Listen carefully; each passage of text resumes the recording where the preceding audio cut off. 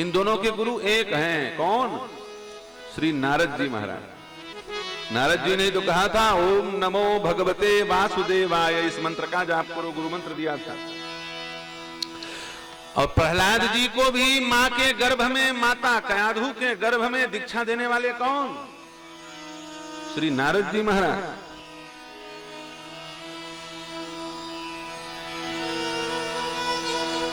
दोनों गुरु भाई हैं और दोनों बालक हैं, लेकिन ध्रुव जी महाराज को आज भगवान मिलने के बाद भी ठगा सा महसूस हो रहा है। ध्रुव जी सोच रहे हैं मैं बहुत भारी विषय वासना, कामना, विषय वासना तो बालक में आएगी नहीं, कामना से ठगा गया मैं। कहां मैं राजा के सिंहासन पर बैठना चाह रहा था, पिता उत्तानपाद के गोद में बैठना चाह रहा था, और माता सुरुचि ने आकर के डांट लगाई। मेरे हृदय में वेदना हुई, मति बुद्धि उग्र हो गई और घर छोड़ करके मैं निकल पड़ा। उस समय मन में मेरी इच्छा आ गई थी, वासना आ गई थी, कामना हो गई थी कि एक दिन मैं पिता की गोद में नहीं सिंहासन पर बैठूंगा, और उस कामना को लेकर के मैं भगवान की ओर चल पड़ा। ये मेरे जीवन की सबसे बड़ी गलती थी। भगवान की ओर चलो। वैसे तो श्री रामचरितमानस में गोस्वामी तुलसीदास जी महाराज कहते हैं कि जिस प्रकार हो चलो उधर, एक बार चल पड़ो। भगवत नाम, भगवत स्वरूप का सानिध्य प्राप्त करने के लिए कैसे भी चल पड़ो। मुझे मंत्री बनना है, यही सोच के चल पड़ो।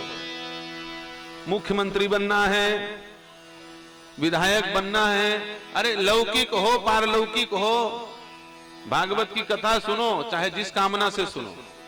जिसकी शादी नहीं हो रही है वो शादी के लिए भागवत सुने, उसका भी इसमें सूत्र बताया गया है श्रीमद् भागवत में। हाँ, जिस कन्या का विवाह ना हो रहा हो, उत्तम और प्रार्थना करनी चाहिए। क्या नमः, ये मंत्र है। व्यक्ति भी भागवत सुने और सकाम व्यक्ति भी भागवत सुने। भगवान की ओर चाहे सकाम होके चलो, चाहे निष्काम होके चलो, कल्याण तो होगा ही होगा। गोस्वामी तुलसीदास जी महाराज ने लिखा है, भाव कुभाव अनख आलस हूँ, भाव कुभाव अनख आलस हूँ, भाव कुभाव अनख आलस हूँ, भाव कुभाव अनख आलस हूँ। नामो जपत मंगल दीसी दस हूँ, नामो जपत मंगल दीसी दस हूँ, नामो जपत मंगल दीसी दस हूँ, नामो जपत मंगल दीसी चाहे दस भाव से हो, चाहे भाव से हो, चाहे सकाम हो, चाहे निष्काम हो, गति परमात्मा की ओर करो, कल्याण हो जाएगा। तो ध्रुव जी महाराज सिंहासन पर बैठने की कामना लेकर के भगवान का दर्शन करने के लिए गए। इसमें कौन सी गलती हो गई? हम लोगों की छोटी मोटी बुद्धि है, हम लोगों के लिए कोई गलत नहीं है। क्योंकि हम लोग विषय वासनाओं में गोते खा रहे हैं, 24 घंटे कामनाएं सता रही हैं। लखपति हो गए अब करोड़पति हो जाएं, करोड़पति हो गए अब अरबपति हो जाएं, अरबपति हो गए अब खरबपति हो जाएं। सबको ये कामना सता रही है ना। अब रुपया हो गया लेकिन यश नहीं मिला, थोड़ा पद मिल जाए, इतना रुपया पैसा है, एक बार मुख्यमंत्री बन जाए, लिखाएगा तो कम से कम भूतपूर्व विधायक, भूतपूर्व सांसद एक बार हमारे नाम के सामने लिखा जाए।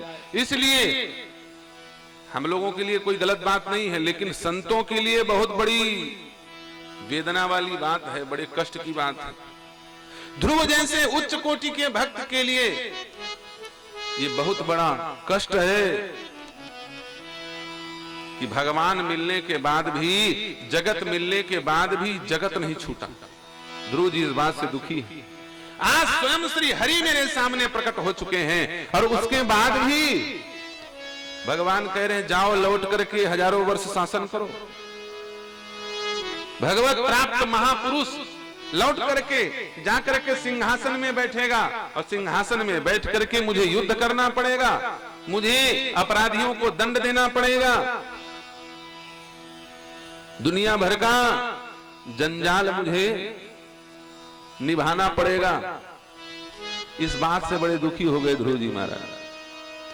तो ध्रुव जी से पूछा, बोले महाराज भगवान आपको मिले और मिलने के बाद भी आपको मुक्ति नहीं दिया, वापिस भेज दिया, जाओ अपने पिता उत्तानपाद के सिंहासन में बैठो। क्यों भेजा उन्होंने? भगवान ने गलती कर दी क्या? ध्रुव जी ने कहा नहीं, भगवान ने कोई गलती नहीं की, मैंने गलती कर दी। मैं निष्काम होकर के भगवान की ओर नहीं चला था, मैं निष्काम होकर के भगवान की ओर नहीं चला था। मेरे मन में भगवान की ओर जाते समय कामना आ गई थी।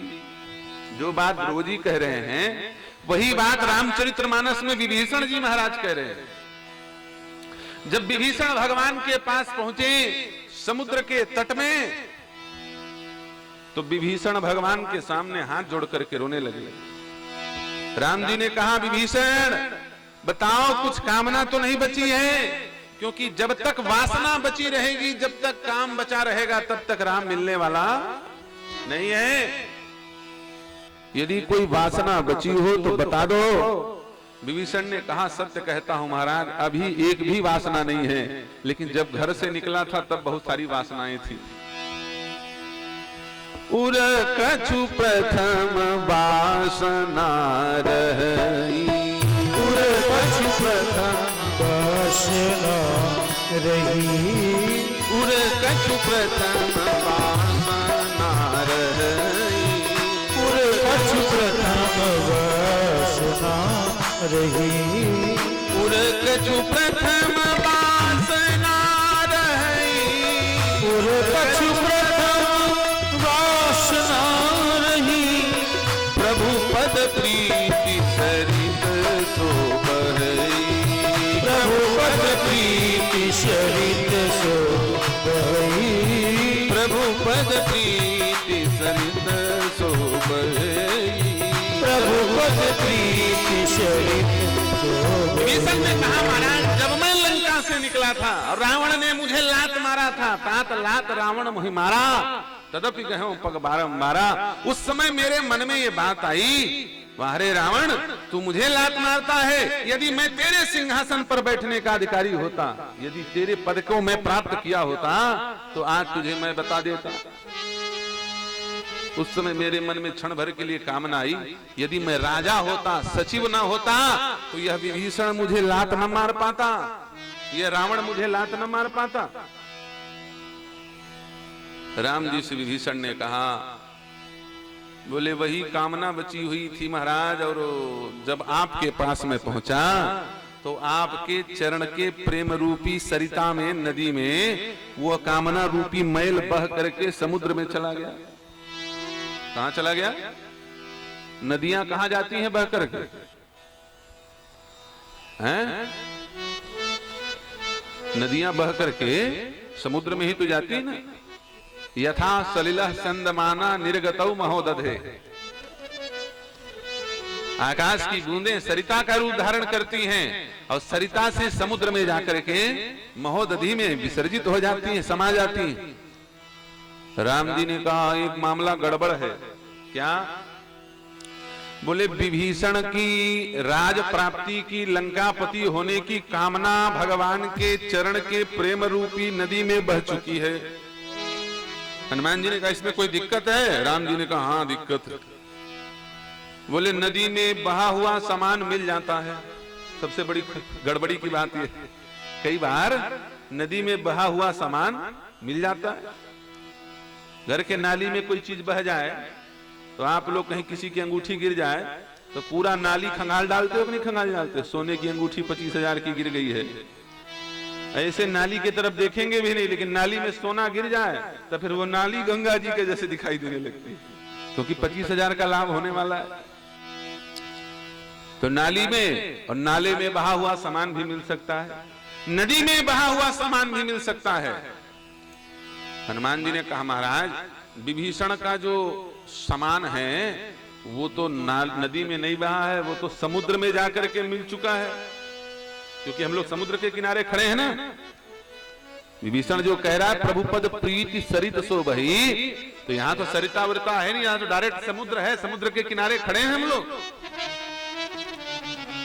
विभीषण की शरणागति जो हुई वो स्थान आज भी श्री रामेश्वरम में वो स्थान है जहां पर विभीषण जी भगवान श्री राम के शरणापन्न हुए थे, आकर के शरणागति स्वीकार की। तो वहां पर एक मंदिर भी बना हुआ है, वो त्रेता युग का स्थान अभी भी सुरक्षित है। तो राम जी ने कहा हनुमान नथिंग इज इम्पॉसिबल, इस संसार में कोई भी चीज असंभव नहीं है। कोई बुद्धिमान व्यक्ति यदि हो, कोई समझदार व्यक्ति यदि हो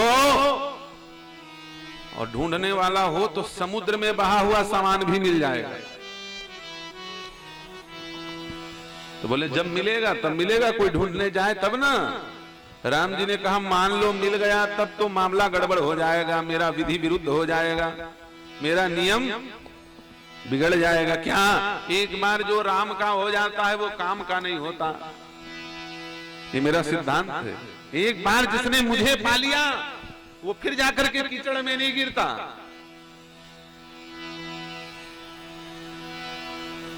फिर वो जाकर के विषय वासनाओं के लहरों में गोते नहीं खाता, उसकी कामना सदा सदा के लिए नष्ट हो जाती है। वो आप्त काम पूर्ण काम महापुरुष हो जाता है। एक बार जिसने मुझे पा लिया, अब मान लो विभीषण को हमने शरणागति दे दी, स्वीकार कर लिया अपना भक्त, और विभीषण समुद्र के किनारे रहता है। और किसी दिन समुद्र का एक नियम होता है कि समुद्र में कोई भी सामान फेंको वो लेता नहीं है, धीरे धीरे लहरों के द्वारा बाहर फेंक देता है। ये समुद्र का सिद्धांत होता है। जब आप समुद्र में जाओगे तो बिरले अभागी लोग मरते हैं समुद्र में डूब के, क्योंकि समुद्र के पास जाओगे तो समुद्र लहर मार करके तट पे फेंक देता है। ये समुद्र का नियम होता है। तो राम जी ने कहा समुद्र का नियम है, वो कोई चीज ग्रहण नहीं करता, सब बाहर फेंक देता है। और मान लो किसी दिन विभीषण की वो कामना समुद्र ने बहा के बाहर फेंक दी और विभीषण को वो कामना मिल गई, तो ये मेरी कामना है कह के कहीं उठा लिया उसने और राजा बनने की इच्छा आ गई, तो फिर भगवान का भक्त मुख्यमंत्री बनना चाहे, प्रधानमंत्री बनना, अच्छा सच बताओ हम लोग साधु महात्मा बने हैं, हम विधानसभा चुनाव लड़े तो नाक कटाने वाली बात है कि नहीं है? बिना वैराग्य के साधु महात्मा का भेष धारण करके हम घूमे हैं। मुख्यमंत्री मिनिस्टर बनना चाहें तो सच बताइए हम उपहास के और निंदा के पात्र बनेंगे कि नहीं बनेंगे? नारद जी महाराज उपहास के पात्र बने कि नहीं बने? साधु का भेष धारण किए और देख लिया विश्व मोहिनी को तो शादी करने पहुंच गए, वो तो भगवान ने बचा लिया, नहीं तो परिक्रमा उपक्रमा सब हो जाती, 7 परिक्रमा 7-5 वचन भी पूरे हो जाते और विदाई उदाई भी हो जाती, बाल बच्चे भी हो जाते। अब बेचारे तमूरा छोड़ के फिर फावड़ा उठा के घूमते, हमको बुला लो 500 रुपया रोजी में, यही करना पड़ता। यह वेश त्याग और वैराग्य का है। इस वेश को धारण करने के बाद फिर सांसारिक पद की कामना करना उसके लिए शर्म की बात है। जिसने इस वेश को धारण किया, हम साधु बने हैं इसका मतलब ये नहीं कि हमारी खूब प्रसिद्धि है तो हम विधानसभा का चुनाव लड़ जाएं, हमारे चेला लोग लड़े, ये बात समझ में आती है। साधु शासन करने के लिए नहीं होता है, साधु शासन करने वाले शासकों के ऊपर अनुशासन करने के लिए होता है। यदि साधु स्वयं शासन करेगा तो साधु का वेश लज्जित हो जाएगा। बिना वैराग्य के सन्यासी का वेश धारण करने वाला उपहास का पात्र होता है। गोस्वामी तुलसीदास जी महाराज लिखते हैं, सबनीप भय जोग उपहासी। सबनीप भय जोग उपहासी। सबनीप भय जोग उपहासी। सबनीप भय जोग उपहासी। जैसे बिन विराग सन्यासी। जैसे बिन विराग सन्यासी। जैसे बिन विराग सन्यासी। जैसे बिन विराग सन्यासी। बिना वैराग्य का सन्यासी उपहास का योग्य होता है। ध्रुव जी महाराज कहते हैं, बताओ आज बड़े बड़े सन्यासी जिस परमात्मा को नहीं पा पाते वो मुझे मिल गए और उसके बाद भी मुझे संसार का पद मिल रहा है। ये मेरी गलती है। मैं सकाम होकर के भगवान के पास गया था, ये मेरी गलती है। तो बोले ये गलती हुई क्यों? ध्रुव जी ने कहा, मेरा भाग्य इतना प्रबल नहीं था कि मुझे और पहले सदगुरु मिलते, मुझे गुरु बाद में मिले। गुरुदेव जितने जल्दी मिल जाएं उतना ही जल्दी कल्याण होगा, इसका अर्थ ये होता है। सच बताइए, प्रहलाद जी महाराज से नरसिंह भगवान ने पूछा क्या चाहिए, तो प्रहलाद जी ने नहीं कहा कि मुझे राजपाट चाहिए। अब भगवान ने भी नहीं कहा शासन करो, करना हो तो कर लो, कोई दिक्कत की बात नहीं। लेकिन प्रहलाद जी ने क्या मांगा था भगवान से? प्रहलाद जी महाराज कहते हैं, हे प्रभु,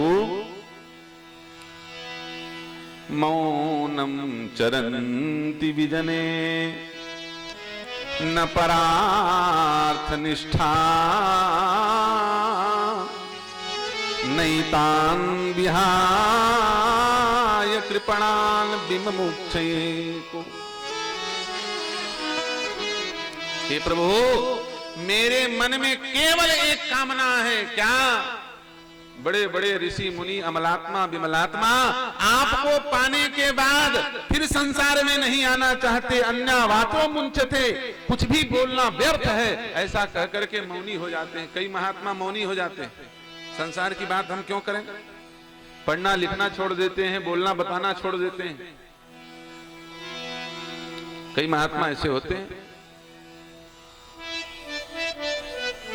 लेकिन प्रहलाद जी महाराज कहते हैं, मैंने आपको पा भले लिया, मेरे मन में ये इच्छा है प्रभु, आपकी ओर जो नहीं जा रहे हैं, जो आपसे विमुख हैं और जो संसार में फंसने वाले हैं, मैं उनको रास्ता दिखाऊं और पकड़ पकड़ करके आपके पास लाते जाऊं।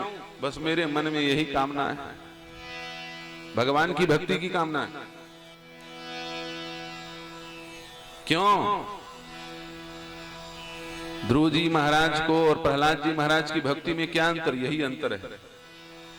ध्रुव जी भगवान की ओर चले, उस समय मन में लौकिक कामना आ गई थी थोड़ी बहुत, और प्रहलाद जी महाराज जब भगवान की ओर चले तो सांसारिक कामना उनके मन में नहीं थी। क्यों? क्योंकि प्रहलाद जी को गुरुदेव जल्दी मिल गए। क्या हुआ? प्रहलाद जी को भगवान जल्दी मिल गए। अरे जल्दी क्या मिले, प्रहलाद जी को गुरुदेव की प्राप्ति मां के पेट में ही हो गई थी। कयाधु के उदर में जब प्रहलाद जी का वास था, तब वही श्री नारद जी महाराज ने गुरु मंत्र दे दिया था। और ध्रुव जी को जन्म लेने के 5 साल बाद फिर गुरु मंत्र मिला। इसलिए ध्रुव जी महाराज भगवान से कह रहे हैं, प्रभु अब यदि किसी का कल्याण करना हो तो सबसे पहले जल्दी गुरुदेव भेज देना। ऐसे गुरु की महिमा को प्रतिपादित करते हुए, संतों की महिमा को प्रतिपादित करते हुए श्री ध्रुव जी महाराज ने भगवान की स्तुति की है। मैत्रेय जी कहते हैं, भगवान अंतर ध्यान हो गए, ध्रुव वापस लौटे, नारद जी घूम घूम के प्रचार करने लगे। अरे भैया उत्तानपाद, मेरा चेला आ रहा है। उत्तानपाद ने कहा, महाराज आपका चेला? हाँ हाँ, मेरा चेला ध्रुव आ रहा है। उत्तानपाद ने कहा, महाराज वो तो मेरा पुत्र है। ध्रुव जी ने कहा, होगा तुम्हारा पुत्र, बड़े आए पुत्र कहले वाले। यदि पुत्र होता तो जंगल में भेज देते 5 साल के बच्चे को।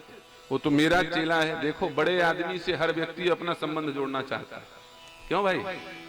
हाँ, वो मुख्यमंत्री कौन है? बोले पहले तो रिश्तेदारी नहीं जानेंगे, लेकिन फलाने जगह के जो विधायक है ना, वो हमारे यहाँ धर्म पत्नी के, मामा के, यहाँ से वहां के, वहां से वहां के, वहां से रिश्तेदार लगते हैं। जबरदस्ती रिश्ता खोद के निकाल देंगे, पद भर मिल जाए कोई। आज साधारण पद थोड़ी मिला है ध्रुव को, जगत का नहीं जगतपति का पद प्राप्त हुआ है। नारद जी महाराज 56 इनका सीना लेके घूम रहे हैं। वाह भाई, मेरा चेला भगवत प्राप्ति करके लौट रहा है। जिस गुरु का शिष्य एक बार भगवान के सन्मुख हो जाए तो उस शिष्य को प्राप्त करके गुरु भी अपने आप को धन धन समझता है।